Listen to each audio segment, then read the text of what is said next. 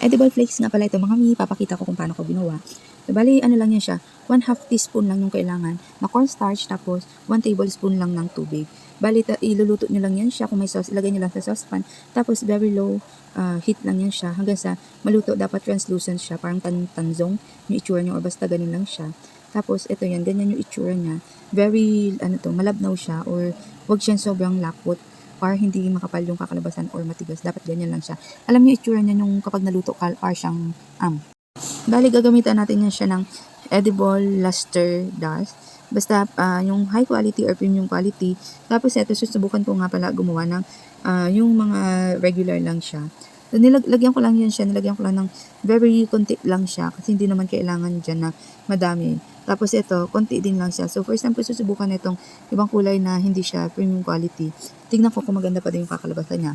Tapos kapag gagawa nga pala kayo ng ganito, kailangan nyo ng baking mat para mas maganda yung kakalabasan and mabilis nyo siyang matanggal. Ipapahid nyo lang dyan sa mat ninyo yung luster dust na nga pala, tapos premium quality yan, kaya mas maganda yung kanyang kinalabasan. Hindi ko pa nasubukan sa iba, so ito na din lang. Basta make sure nyo din lang na syempre edible din yung luster dust na gagamitin nyo para talagang edible yung magiging flakes ninyo.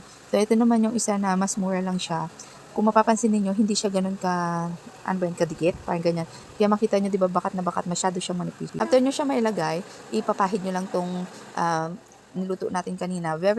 Wag sobrang kapal, manipis lang talaga.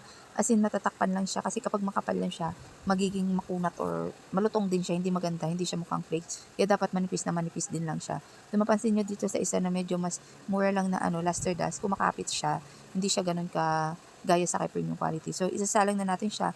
Iluluto lang natin yan siya sa pinakamababang temperature, 100 degrees Celsius, and then 5 minutes. So, ito na, naluto na siya kaagad. Ito na yung kanyang kinalabasan, di ba? Kung mapansin nyo, kala nyo yung dumikit kapag sa may di ba? So, makikita nyo na yung comparison niya. Ito siya, yung kay premium quality, napakaganda, kala nyo yung nabibili din talaga siya, di ba?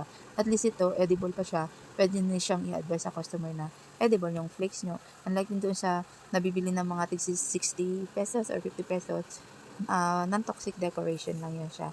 Kasi mapansin nyo, dito sa isa na mas mura lang na luster dust, hindi siya ganun kaganda, di ba? Kala nyo makapal siya. So, susubukan ko na lagyan ng food color yung susunod kasi ito parang malabnaw or maputla siya. Ito, lagyan lang natin siya ulit dagdagan natin siya ng luster dust. Tapos, ayan, dadagdagan ko din siya ng food color. Tapos, same procedure lang siya. Isa lang din lang natin ulit sa 100 degrees Celsius. And then, 5 minutes lang siya or hanggang sa maluto. Tapos, mapansin ninyo, ito talaga isa na mas mura lang. Iba yung, ang hirap niya i-apply. Kaya, gagamitan ko yan siya ng isang spatula na mas sharp para mas maganda siya ilapat.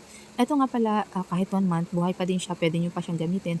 Pero, tansyahin nyo din lang yung iluluto nyo. Bali, hindi ko na lahat niluto yung parang tanjong na ginawa ko kanina o yung cornstarch kanina. Kasi konti lang yung kailangan ko. So, ganun na din lang yung gawin nyo para at least bagong luto pa din lang siya. Pero ito, so far, kahit more than 1 month, okay na okay pa din siyang gamitin. So, ito na yung kinalabasan niya, pati yung dinagdagan ko ng food color. So, mas naging vibrant siya. Yun lang, sana may natutunan kayo mga mi. Ciao!